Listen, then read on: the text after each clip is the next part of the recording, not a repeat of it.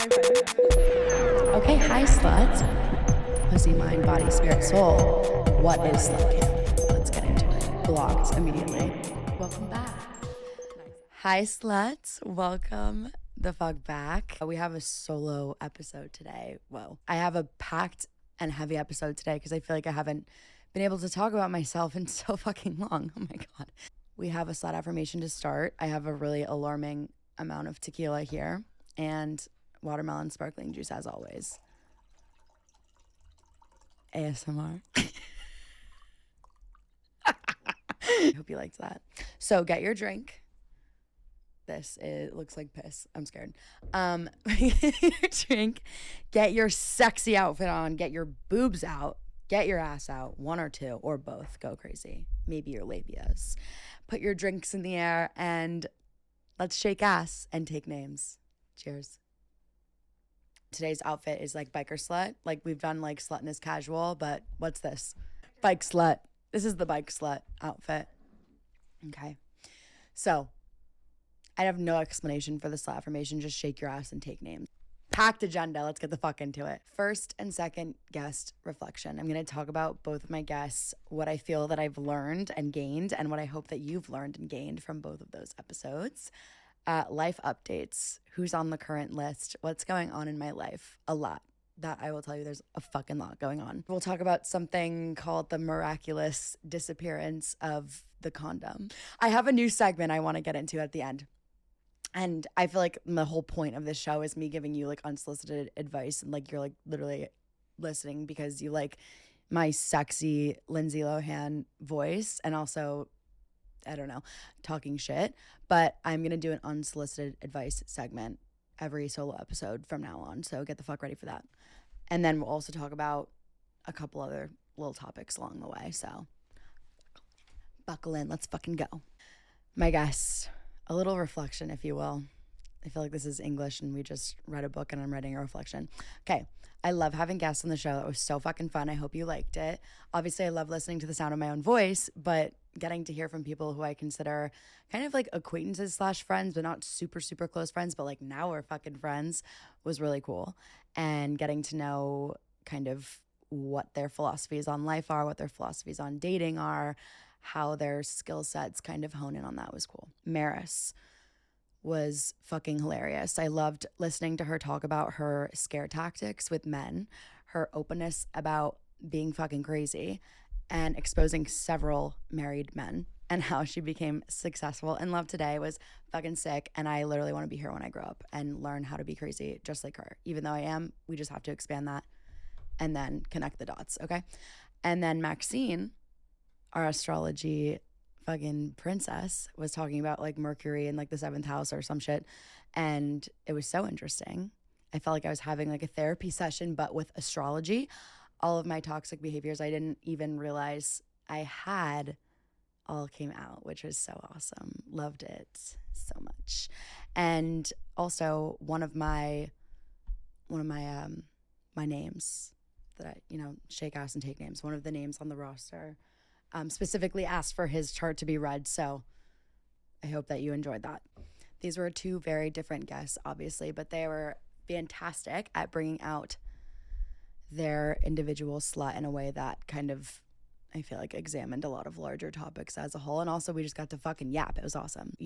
When it's all bark and no bite, my friends are like, I want to come on the show, but they are fucking like clenching their labias in fear when they say they want to do it. And then when it comes down to it, then they're like panic and back out. I've been telling my friends that have said this previously that want to come on, it's a very open conversation and they don't necessarily have to talk about slobbing on the knob. I can do that for them.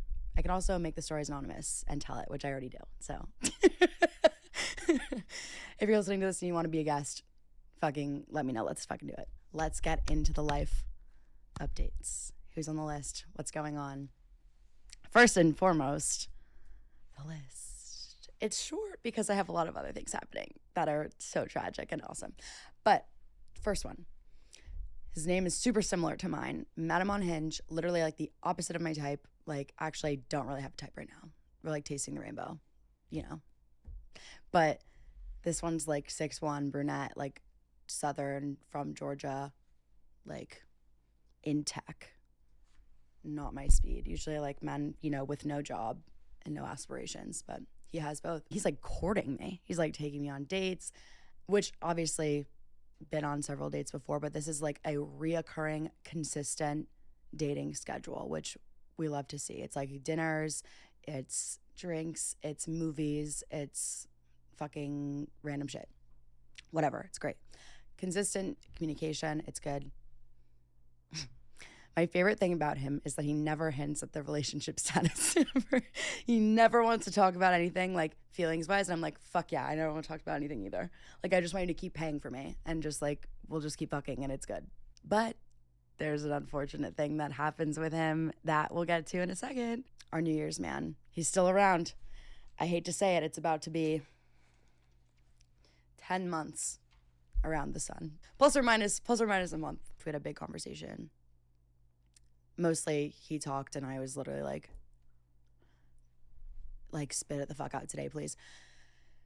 We have these conversations where we like chase each other in circles basically. And this is where I have like shut off my emotions like Elena Gilbert style. Like literally I'm just like looking at him. He's basically telling me that he like is in love with me and I'm like, thank you. I mean, if worst case scenario, he stops talking to me, it's fine. I did it in May. I can do it again. But he is nonetheless persistent. He's coming back and he was like, what if I came back from my trip and we just never talked again? And I was like, okay. Advice there for you sluts is if a man is literally trying to like threaten you with like an ultimatum or whatever it is, like don't give into it. Just be like, okay, I don't fucking care. Now the part that is causing me to have a little bit of like the need to go to like a mental hospital. I have wasps outside of my fucking window. I'm not going to spend too much time on this, but I just moved to Williamsburg. Yay. I love it so much. Except the first day I moved in, some little winged friends came into my room. If you know New York, you know management companies kind of suck dick, so, and not in a good way.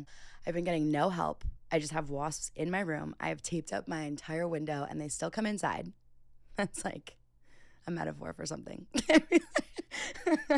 I called my dad, like literally sobbing, and I was like, what do I do? And he was like, oh, they don't sting, they're mud daubers. I was like, the fuck is that? He's like, they don't sting, they just build nests. I'm like, I love that you have so much information about fucking wasps. Like, okay. Anyways, they're still around in my room. It's preventing me from basically getting laid in my room because I live in fear in my room. New Year's Eve, man, also, fun fact, still never been to his apartment. In 10 months, never been to his house. And I don't fucking want to, okay? Let's not break the cycle. Moving to Williamsburg, I will say, best decision I've made in a long time. Hotter guys, better bars, better vibes, less stoplights, more stop signs. There will be more men to come because I haven't been on Hinge lately, but I know it's not bleak in Williamsburg. It's bleak in Manhattan, though.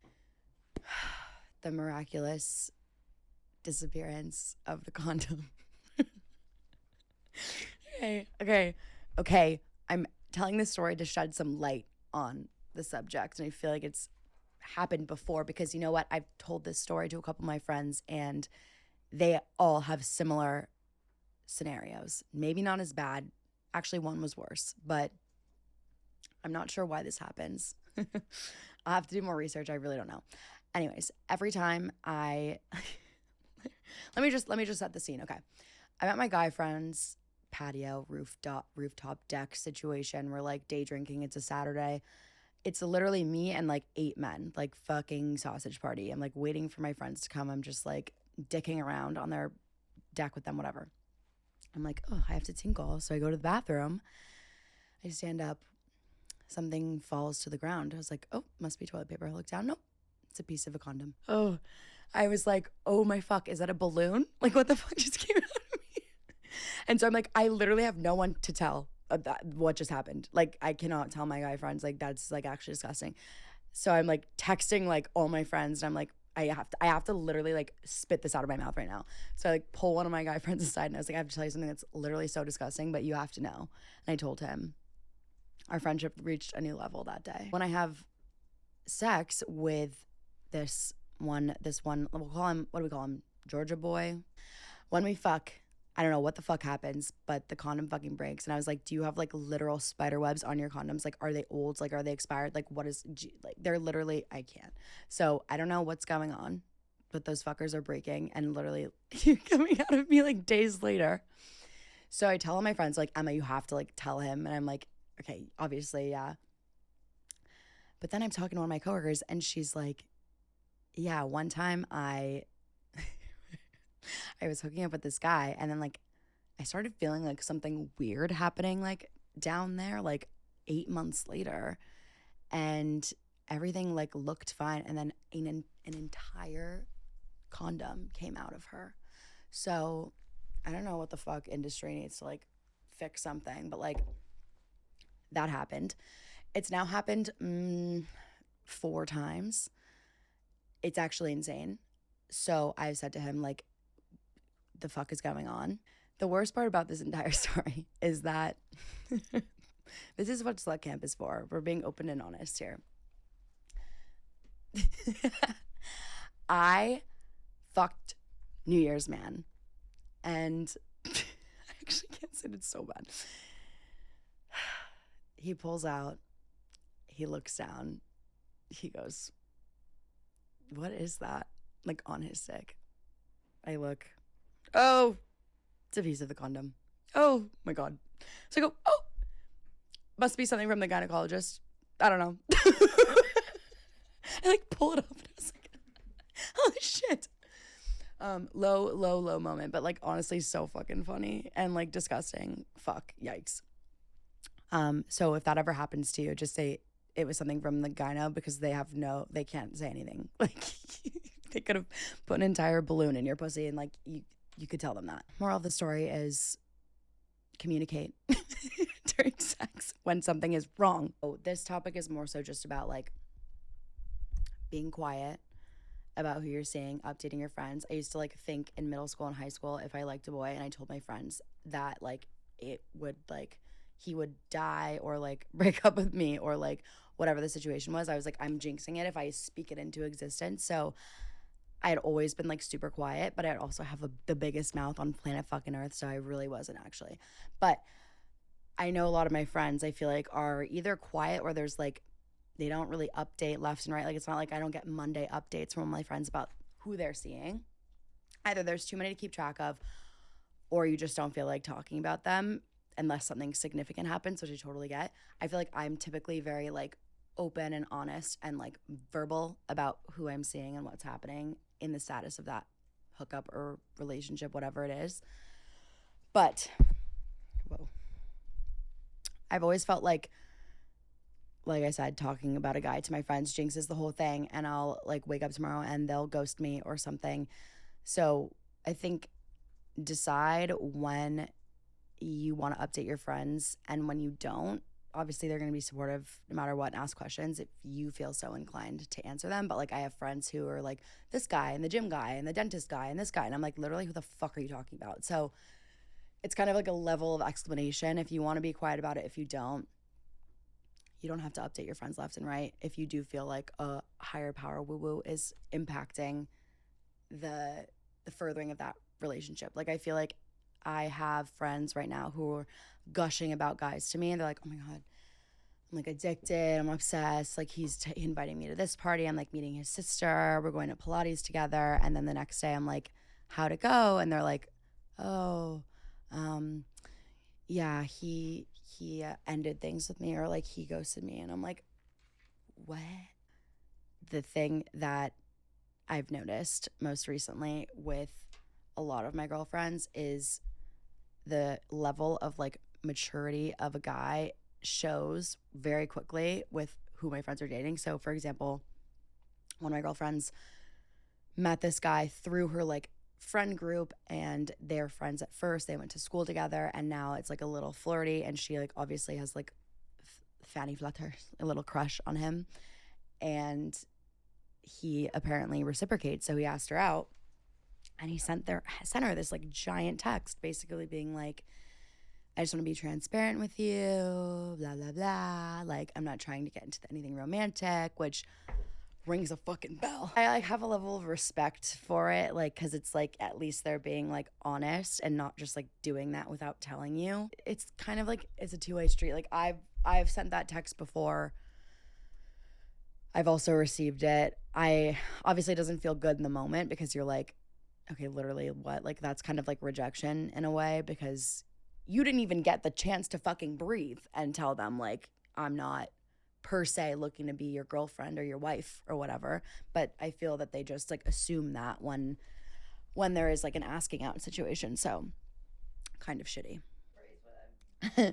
Basically announcing every single date that you go on or any sort of experience you go on with your friends can be super exhausting, especially when it goes badly and you have to tell your friends like another situation of like, you know, poor experience and it just like reflects badly on yourself and your self-respect. So choose what you want to tell your friends. Obviously, if it's like your bestie, like you tell them everything, like whatever, it doesn't matter. But anyways, something I experienced the other day for the first time in a very long time is the walk of shame. And I feel like this is more applying to like my like younger girls slash people that I'm friends with that don't have boyfriends, where it's like something I feel like everyone just talks about is like, oh, walk of shame. Like I've seen girls like walking down the street, like clearly coming from fucking getting their shit rocked and respect. I love it. But I have some items that you can pack with you to make it not look like that.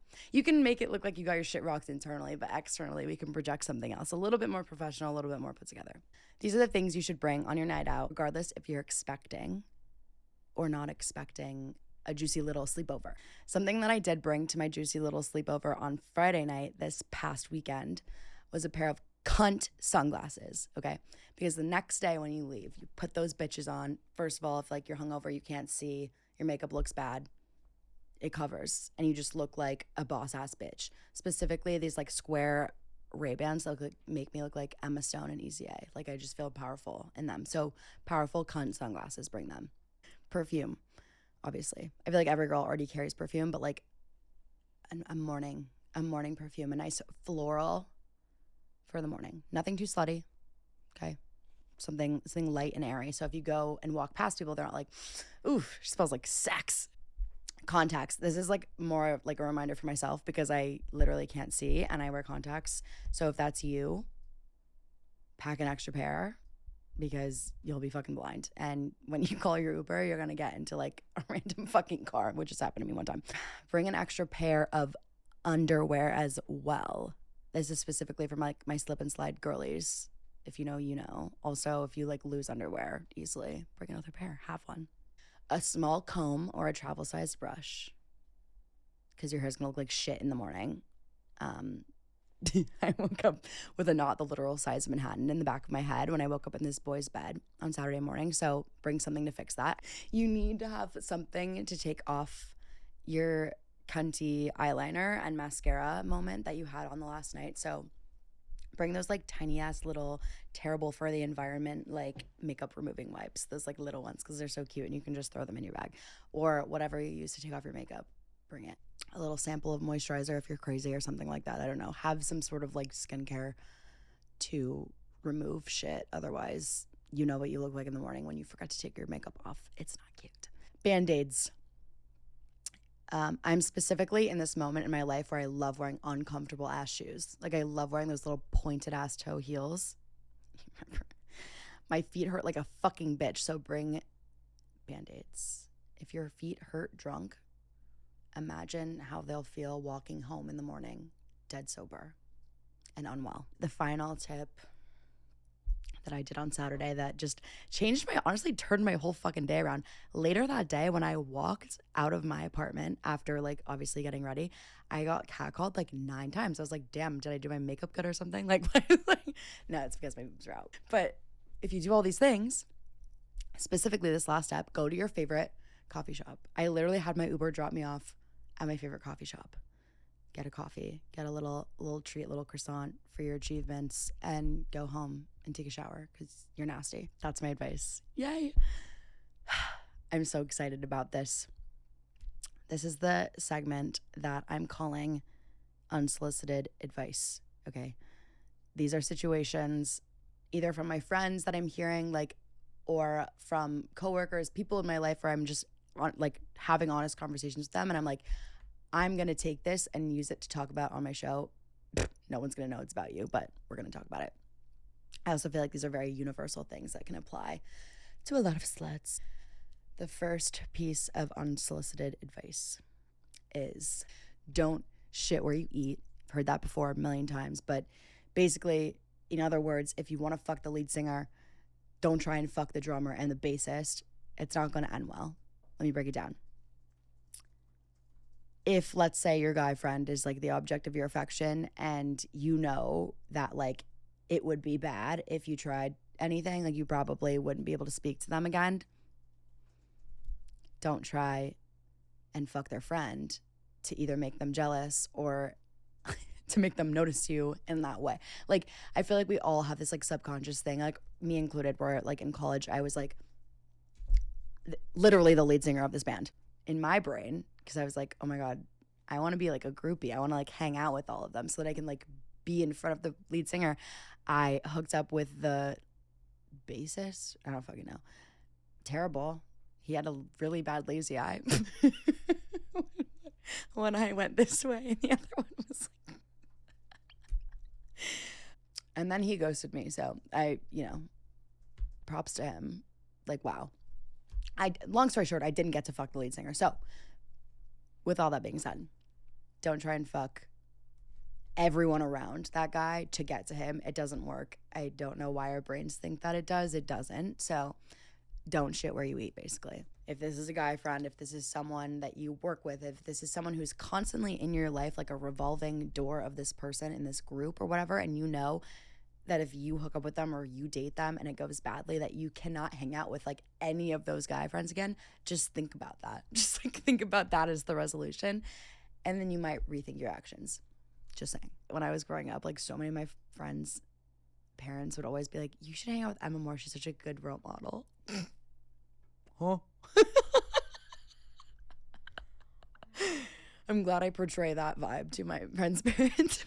The next piece of unsolicited fucking advice is on, honestly, rejection. I feel like a lot of what we've been talking about in this episode has to do with the feeling of rejection, and that being like around at all times, not only with like guys, but like jobs, with your family. Rejection doesn't mean anything when it comes to dating.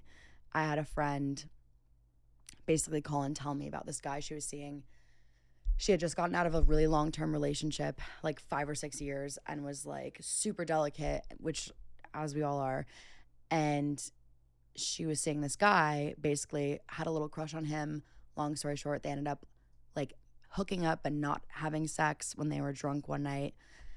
And then she was like, okay, should I ask him to like hang out, like whatever. And she's a fiery person like me, so I think she probably maybe, I don't even think she came on too strong, but it's like that sense of like confidence where she's reaching out being like, let's hang out, let's do this. She's like, come to this concert with me, like hang out. And he's super shy and super timid, and he gets like weird and silent, I think, which is just his personality. But the advice that I gave her was basically like, if he's not giving you 100% of like what you need out of him, then like move on. Like you can also reject him in a nice way that's like, this doesn't work for me. I love that. Like, this does not work for me. Just don't waste your time. Like, end it there. Rejection. Okay. Give it to them. Being rejected does not mean anything. There are plenty of fucking times your camp counselor has been rejected, and also rejected men, and it's fine. We're still here, shaking ass and taking names. Okay? And with that, that is the end of today's little solo episode. Yay. We talked about so much, and I will keep you updated with, the condom situation, the wasps, New Year's man, if he still wants to talk to me after his trip. We'll see. But until next time, love you. Suck a little dick if you're nasty. Bye. Anyways.